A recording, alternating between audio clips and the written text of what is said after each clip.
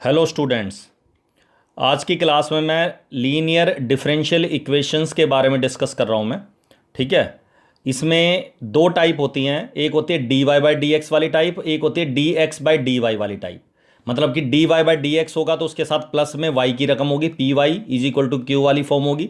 यहाँ जो पी और क्यू है या तो दोनों कोई एक्स की वैल्यू होंगी, एक्स के फंक्शन होंगे, या कोई कांस्टेंट वैल्यू होगी। जैसे पी एक्स की कोई रकम होगी, क्यू एक्स की रकम होगी, या पी कांस्टेंट होगा, क्यू एक्स की रकम होगी, या ये एक्स की रकम होगी, ये कांस्टेंट होगा। तो कोई भी दोनों में से कोई भी, या तो एक्स की कोई फंक्शन होगा, एक्स की फॉर्म में कोई फंक्शन होगा, या कोई कांस्टेंट वैल्यू होगी। अब इसको इंटीग्रेट करने के लिए जो लीनियर फॉर्म है, लीनियर वाई की पावर वन मिलेगी, याद रखना। D y by d x के साथ वाई की पावर प्लस में या माइनस में वाई की पावर वन मिलेगी।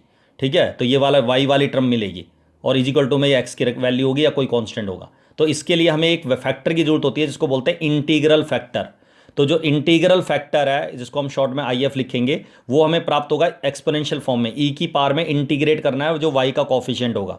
वाई का कॉफिशिएंट है जी पी विद रिस्पेक्ट टू, क्योंकि पी या तो कोई एक्स की रकम होगी या कोई कांस्टेंट होगा, तो इसको हमें एक्स के रिस्पेक्ट में इंटीग्रेट करना है। और इसको इंटीग्रेट करने के बाद जो इसका सॉल्यूशन आएगा हमारा, वो आएगा इंटीग्रल फैक्टर, जो भी आएगा आपका इंटीग्रल फैक्टर इनटू में वाई लिखेंगे, और इज इक्वल टू में जो राइट हैंड साइड में जो क्यू फंक्शन है, इस क्यू को इंटीग्रल फैक्टर से मल्टीप्लाई करके जो नई नई वैल्यू आएगी मल्टीप्लाई करने के बाद, उसको दोबारा इसको इंटीग्रेट करेंगे विद रिस्पेक्ट टू एक्स। मतलब राइट हैंड साइड में तो मुझे इसे इंटीग्रेट करना है, और लेफ्ट हैंड साइड में ये ऑलरेडी इंटीग्रेट कर चुके, इसको दोबारा इंटीग्रेट नहीं करना, क्योंकि ये ऑलरेडी इंटीग्रेट करने के बाद ये फॉर्म आती है integral factor into y. Clear है यहाँ तक? अच्छा, सेकंड वाली टाइप में d x by d y होगा तो एक्स की रकम होगी यहाँ पी एक्स, जैसे यहाँ पी वाई था, यहाँ एक्स की रकम होगी अगर ये d x by d y है तो, और इक्वल टू क्यू। पी और क्यू या तो कोई फंक्शंस ऑफ वाई होंगे या कोई कांस्टेंट वैल्यू होगी, और इंटीग्रल फैक्टर इसमें निकलेगा ई की पावर में इंटीग्रेट करेंगे पी एक्स का जो कॉफिशिएंट है विद रिस्पेक्ट टू वाई, और जो सॉल्यूशन आएगा इसका आएगा integral factor into x. X में आएगा यहाँ इंटू में, जैसे इंटू में यहाँ वाई आया था, यहाँ एक्स आएगा इंटीग्रल फैक्टर के साथ, इंटीग्रल फैक्टर क्योंकि वाई में है, और इसके बाद उस क्यू को मल्टीप्लाई करोगे इंटीग्रल फैक्टर, और with respect to y integrate कर दोगे इस क्वेश्चन को। तो याद रखना ये दो टाइप होती है हमारे सिलेबस में। इस साल केवल फर्स्ट टाइप है, सेकंड टाइप सिलेबस से हटा दी है। ठीक है, इस साल। अच्छा, अब इस क्वेश्चन देखो किस तरीके से इंटीग्रेट करेंगे। अब जैसे फर्स्ट का फर्स्ट पार्ट है ये x into d y by d x plus two y is equal to x square है। अब ये वाली जो इक्वेशन है ये होमोजीनियस नहीं है। कैसे पहचाना होमोजीनियस नहीं है? इसकी डिग्री 2 है, y की डिग्री 1 है, x की डिग्री 1 है। हर एक टर्म की डिग्री बराबर आती है अगर वो होमोजीनियस होती है तो ये होमोजीनियस नहीं है। अच्छा, ये वेरिएबल सेपरेबल नहीं है। क्यों? क्योंकि अगर ये प्लस टू वाई को लेफ्ट साइड में माइनस टू वाई लिखूंगा तो y कॉमन नहीं आ पा रहा। हाँ, अगर इस एक्स स्क्वायर के साथ इंटू में y होता, एक्स स्क्वायर इंटू वाई, और ये टू वाई इधर माइनस हो जाता, तो y कॉमन आ जाता, तो वेरिएबल सेपरेबल बन जाती। तो मैंने आपको बता रखा वेरिएबल सेपरेबल तब बनती है जब x और y की रकम मल्टीप्लाई डिवाइड में आती है। ठीक है ना? तो ये वेरिएबल सेपरेबल भी नहीं है, होमोजीनियस भी नहीं है, तो हमारे सामने एक ही ऑप्शन बचा लीनियर। अब लीनियर वाली जो टाइप है ये फर्स्ट टाइप है हमारे सिलेबस में, तो d y by d x के साथ डी वाई डी एक्स साथ कुछ नहीं होना चाहिए, अकेला डी वाई डी एक्स होना चाहिए। तो d y by d x के अलावा एक्स, ये जो मल्टीप्लाई में नंबर है वैल्यू है, इसको डिवाइड कर देंगे जी, एक्स से डिवाइड कर देंगे हर एक को। तो एक्स से डिवाइड करेंगे यहाँ टू बाई एक्स हो जाएगा, ये एक्स से डिवाइड करेंगे तो x square by x x हो जाएगा। अब ये जो लीनियर डिफरेंशियल इक्वेशन है इसका हम निकालेंगे जी इंटीग्रल फैक्टर। तो इंटीग्रल फैक्टर जो होगा वो होगा ई की पावर में वाई का जो कॉफिशिएंट है टू बाई एक्स है, और इसको इंटीग्रेट करेंगे विद रिस्पेक्ट टू एक्स। और जब इंटीग्रेट करेंगे तो सबको पता है वन बाई एक्स को इंटीग्रेट करके लॉग एक्स होता है आपको। अच्छा, प्लस सी नहीं लिखना इसमें, ठीक है, प्लस सी। उसके बाद मैं बताऊंगा क्यों नहीं लिखना। तो ये टू जो है, ये जो टू लॉग के साथ टू मल्टीप्लाई में ये पावर आ जाएगी, एक्स स्क्वायर लिख देंगे इसको हम। लॉगरिथम का फॉर्मूला लगा दिया हमने, और लॉगरिथम का एक फॉर्मूला और होता है, ई की पावर में अगर लॉग एक्स होता तो एक्स होता है, एक्सपोनेंशियल से लॉगरिथम कैंसिल हो जाता है, तो क्योंकि दोनों एक दूसरे के इनवर्स होते हैं, तो ये दोनों कैंसिल होकर क्या बच गया है, एक्स स्क्वायर। तो ये हमारा इंटीग्रल फैक्टर आ गया। अब इस इंटीग्रल फैक्टर को जब मैं इसको मल्टीप्लाई करूंगा इस डिफरेंस इससे, इंटीग्रल फैक्टर एक ऐसी वैल्यू होती है जिसकी हेल्प से हम इसको इंटीग्रेट करते हैं, इस लीनियर डिफरेंशियल इक्वेशन को इंटीग्रेट करने लायक बनाते हैं। अगर मैं इस एक्स स्क्वायर को, इस पूरी इक्वेशन को एक्स स्क्वायर से मल्टीप्लाई करने के बाद, ठीक है, इंटीग्रेट करूंगा तो मुझे डायरेक्ट ये प्राप्त होगा, इंटीग्रल फैक्टर इंटू वाई। सीधा मैंने आपको बताया था इंटीग्रल फैक्टर इंटू वाई लिखना है, इंटीग्रल फैक्टर एक्स स्क्वायर है इंटू वाई, और इस ये जो एक्स है इसको इंटीग्रल फैक्टर से मल्टीप्लाई करके इसको दोबारा इंटीग्रेट करना है। क्लियर है? एक्स इंटू एक्स स्क्वायर क्या हो जाएगा, एक्स क्यूब हो जाएगा। क्लियर है यहाँ तक? तो ये हो गया जी आपका x square into y, x cube को इंटीग्रेट करके आएगा एक्स की 4/4 प्लस सी। और लास्ट में एक हर एक डिफरेंट लीनियर वाली फॉर्म में एक बात याद रखनी है, जो भी इंटीग्रल फैक्टर लेफ्ट साइड में इंटीग्रल फैक्टर लिखा होगा उससे पूरी डिफरेंशियल इक्वेशन को डिवाइड करना है। तो वाई लेफ्ट साइड में सीधी सी बात है, वाई छोड़ना है। तो वाई इक्वल टू हो जाएगा जी एक्स स्क्र से डिवाइड करेंगे तो एक्स की 4/x² बचेगा x²/4 और c/x²। चाहो तो इसको x² को ऊपर लिखेंगे तो x की पावर -2 हो जाएगी। ये आपका आंसर आ गया। This is the general solution. Clear है यहाँ तक? अच्छा, ये जो मैंने अभी तुम्हें बताया कि इंटीग्रल फैक्टर एक ऐसी वैल्यू होती है जिसकी हेल्प से इस डिफरेंशियल इक्वेशन को हम सोल्व करते हैं।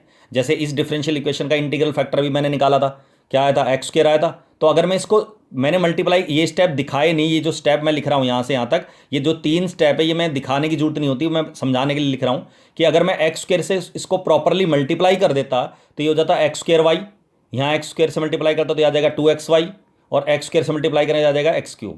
एक्चुअली लेफ्ट हैंड साइड में प्रोडक्ट रूल बनता है। ये प्रोडक्ट रूल है, किसका? प्रोडक्ट रूल है, डेरिवेटिव है x² integral factor into y का। कैसे? फर्स्ट फंक्शन x², y का डेरिवेटिव dy/dx, y x² का 2x। ठीक है, तो ये प्रोडक्ट रूल बनता है हमेशा।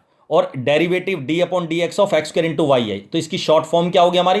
d/dx of x² into Y. अब मैं दोनों साइड जब इंटीग्रेट करूंगा विद रिस्पेक्ट टू x, तो इस dx से dx कैंसिल हो जाएगा, और इंटीग्रेशन से डिफरेंशियल ये d कैंसिल हो जाएगा, डेरिवेटिव कैंसिल हो जाएगा, क्योंकि दोनों एक दूसरे के इनवर्स होते हैं। तो हमारे सामने लेफ्ट हैंड साइड में खाली x² इंटू वाई बचेगा, मतलब वही इंटीग्रल फैक्टर इंटू वाई बचेगा। और इस साइड मुझे इंटीग्रेट करना है, x³ को इंटीग्रेट करेंगे x की 4/4 प्लस सी, और x² से डिवाइड करके वही आ जाएगा x²/4 प्लस c/x²। तो ये है। तो ये आपको ये जो स्टेप है हमारे पास, ये 3 जो स्टेप हमने किए हैं, ये इनको आपको शो करके दिखाने की जरूरत नहीं है, सीधा ये लिखना होता है, ये वाला स्टेप सीधा, मतलब सीधा इंटीग्रल फैक्टर इंटू वाई और इसको इंटीग्रेट करना है। ये मतलब ये वाला स्टेप यहाँ लिखना है, x³ into dx with respect to x integrate कर देंगे, उसको सोल्व कर देंगे। क्लियर है यहाँ तक? एक और क्वेश्चन देखो, x into log x dy/dx plus y is equal to 2 log x/x। अब इस क्वेश्चन में साफ दिख रहा है कि वेरिएबल सेपरेबल ये बन नहीं सकता, क्योंकि प्लस वाई को इधर लिखूंगा माइनस वाई, वाई कॉमन आ नहीं रहा थ्रू आउट। तो इसका मतलब जब y कॉमन नहीं आ रहा, इसमें y है नहीं इस वाली टर्म में, तो y कॉमन आ नहीं सकता, वेरिएबल सेपरेबल बनेगा नहीं, होमोजीनियस ये है नहीं, हर एक टर्म की डिग्री बराबर नहीं है। तो ये लीनियर है, और लीनियर में dy/dx के साथ कोई रकम होगी उसको डिवाइड करना है। तो x log x से डिवाइड कर दो हर एक को, तो यह आ जाएगा, कैंसिल हो गया, y/x log x हो गया, और x log x से डिवाइड करें log x कैंसिल हो गए, x² बच जाएगा नीचे 2/x²। अब इंटीग्रल फैक्टर निकालेंगे तो e की पावर में y का जो कोफिशिएंट, y नहीं लेना होता, y के साथ जो भी x की रकम है या कोई कॉन्स्टेंट है, अगर अकेला y आएगा तो 1 ले लेंगे, y नहीं लेना, बस y का कोफिशिएंट लेना, तो 1/x x log x integrate करेंगे। अब इसको इंटीग्रेट देखो कैसे करेंगे, log x को अगर आप t पुट कर दो तो 1/x dx dt हो जाएगा, तो ये हो जाएगा 1/t dt। 1/t का क्या होता है? log t, और t की वैल्यू क्या है? log x को t पुट करा हुआ है, तो सीधा लिख दो log x, log t का मतलब log x, e से log का एक log कैंसिल हो जाएगा तो एक log x बच जाएगा, मोड भी हटा देंगे, प्लस सी नहीं लिखना। अच्छा, प्लस सी क्यों नहीं लिखते? यहाँ देखो रीजन, प्लस सी इसलिए लिखते हैं क्योंकि अगर मैं इंटीग्रल फैक्टर आता ई की पावर में ई की पावर सी आता, मतलब जैसे इंटीग्रल फैक्टर में करता आई एफ जो आता वो आता ई की पावर में log x² प्लस सी, तो प्लस सी को ई की पावर सी लिख देता। अब ई की पावर सी क्या है? कांस्टेंट। इस रकम को मैं इस पूरे से मल्टीप्लाई करूंगा ई की पावर सी से, तो मल्टीप्लाई करने के बाद फिर अगले स्टेप में डिवाइड कर दूंगा, तो नेट इफेक्ट क्या हो गया? कांस्टेंट का, खत्म। तो इसलिए पावर में जब इंटीग्रल फैक्टर निकालते तो प्लस सी नहीं लिखते, क्योंकि प्लस सी का मतलब है ई की पावर सी, इनटू में लिख के ई अलग लिख के दोबारा बेस लिख के ई की पावर सी, और ई की पावर सी क्योंकि अगर बेस मल्टीप्लाई होता तो पावर ऐड हो जाती है, तो इसका मतलब पावर जो प्लस सी आएगा उसको ई की पावर सी लिख सकते हैं। ई की पावर सी पूरा का पूरा कांस्टेंट है ये, और कांस्टेंट वैल्यू को दोनों साइड मल्टीप्लाई करेंगे तो उसका कोई फायदा ही नहीं है, फिर डिवाइड भी कर दो चाहे उसी से। क्लियर है यहाँ तक? तो उसको दिखाने की जरूरत नहीं है, तो सीधा log x आ गया इंटीग्रल फैक्टर, तो इंटीग्रल फैक्टर इंटू वाई, और इसको इस log x को इस 2/x² से मल्टीप्लाई कर देंगे जी, और इंटीग्रेट करेंगे। अब इसमें बाय पार्ट्स लगेगा, सबको पता कैसे करेंगे, तो बाय पार्ट्स लगा दिया जी। log x, ये तो लेफ्ट साइड तो ऐसे रखेंगे, integral factor into y, first function log x लेंगे, इंटीग्रेट करेंगे 2/x² को with respect to x, minus integrate करेंगे दोबारा 2/x² को विद रिस्पेक्ट टू x, और डेरिवेटिव करेंगे log x का, और फिर दोबारा इंटीग्रेट करेंगे, ये वाला इंटीग्रेशन साइन dx के साथ लिखा हुआ है प्लस सी। अब आप सबको पता है इसको इंटीग्रेट करेंगे तो इसको इंटीग्रेट करके आएगा, इस x की पावर ऊपर लिखेंगे -2 में एक जोड़ेंगे +1 करेंगे तो -1/-1, तो इसको इंटीग्रेट करके -1/x आता है, तो -1/x आ गया, 2 ऐसे ही रहेगा, कांस्टेंट है। इन दोनों मल्टीप्लाई करोगे 2 माइनस प्लस हो गया ये 2/x², फिर दोबारा इसको इंटीग्रेट करेंगे -2/x, ठीक है। उसके बाद log x इंटीग्रल फैक्टर से डिवाइड करेंगे पूरी इक्वेशन को, तो log x कट जाएगा, ये भी log x कट जाएगा, इसके अपॉन में आ जाएगा x log x और c के नीचे भी log x प्लस c। ये आपका आंसर है। अब ऐसे भी क्वेश्चन आ सकता है कोई जिसमें y दो जगह लिखा होगा। ये तो कन्फर्म है कि लीनियर में y की पावर 1 होती है, तो y की पावर यहाँ भी 1 है यहाँ भी 1 है, लेकिन दो जगह लिखा हुआ y, तो कोई दिक्कत नहीं है। x से पहले डिवाइड करो इसको, x से डिवाइड करेंगे तो यहाँ y बाई एक्स हो गया, x बाई एक्स 1 हो गया, x से डिवाइड करेंगे तो ये y कॉट x आ गया। अब दो जगह y लिखा हुआ है, तो ये डिफरेंशियल इक्वेशन जो y वाली फॉर्म में बनाते हैं उसमें होता है dy by d x plus p y, y अकेला होना चाहिए, दो जगह नहीं होना चाहिए। तो वाई कॉमन निकाल लो, वाई कॉमन निकालेंगे तो आएगा 1/x प्लस कॉट एक्स, और इजिकल टू में जो बिना वाई वाली रकम है वो इजिकल टू में लिखनी है, चाहे वो कॉन्स्टेंट है चाहे एक्स की रकम है, ठीक है। 1 इजिकल टू 1 हो गया। अब इसको इंटीग्रल फैक्टर निकालेंगे तो वाई के साथ जो सारी वैल्यू है उसको इंटीग्रेट करेंगे विद रिस्पेक्ट टू एक्स ई की पावर में। तो 1/x को इंटीग्रेट करके log x आता है, cot x को log sin x आता है, लॉगरिथम का रूल होता है, प्लस में होता है तो मल्टीप्लाई हो जाता है x sin x, और ई की पावर में log आ जाए तो कट जाता है, x sin x आ गया। तो इसका जो सोल्यूशन आएगा वो आएगा integral factor into y is equal to 1 को इंटीग्रल फैक्टर से मल्टीप्लाई करेंगे एक्स साइन एक्स से, तो यही आएगा। और इसमें बाय पार्ट्स लगा, तो सबको पता है एक्स साइन एक्स में बाय पार्ट्स लगता है। First function x, sine x को इंटीग्रेट करके आएगा minus cos x, minus sine x को इंटीग्रेट करके माइनस कॉस एक्स, एक्स का डेरिवेटिव 1, माइनस 1 से यहाँ प्लस हो गया, प्लस कॉस एक्स, और प्लस कॉस एक्स को इंटीग्रेट करके क्या आएगा साइन एक्स। उसके बाद वाई के अलावा जो इंटीग्रल फैक्टर था मेरा एक्स साइन एक्स, उससे डिवाइड कर दो, तो एक्स साइन एक्स से इसे डिवाइड करेंगे तो एक्स एक्स का कैंसिल होकर cos upon sine cot x, x sine x से इसे डिवाइड करें साइन कैंसिल हो जाएगा 1/x, और सी के नीचे आ जाएगा एक्स साइन एक्स। तो ये इसका आपका जनरल सॉल्यूशन आ गया। This is the solution, this is the answer. Clear है यहाँ तक?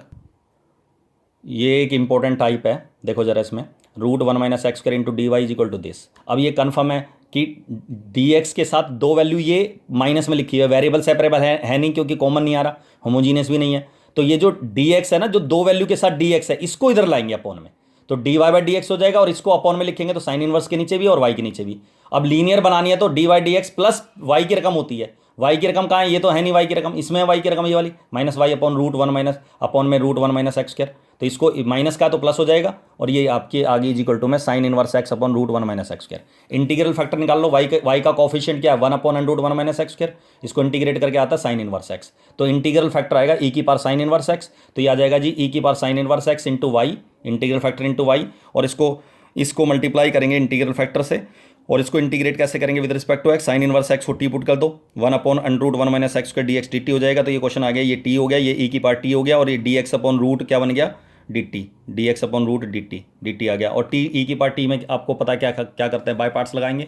तो फर्स्ट फंक्शन टी ई की पावर टी को इंटीग्रेट करके ई की पावर टी आएगा, माइनस ई की पावर टी को इंटीग्रेट करके ई की पावर टी का डेरिवेटिव टी के रिस्पेक्ट में 1 आएगा।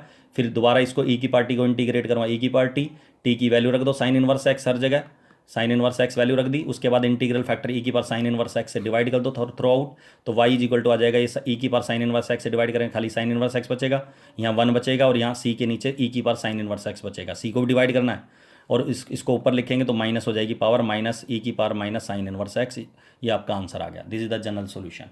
क्लियर है यहाँ तक? तो ये आपका जो टॉपिक है, चैप्टर है, ये आपका हो गया ख़त्म। कोई भी डाउट है, प्रॉब्लम है, वो डिस्कस कर लेंगे, ठीक है।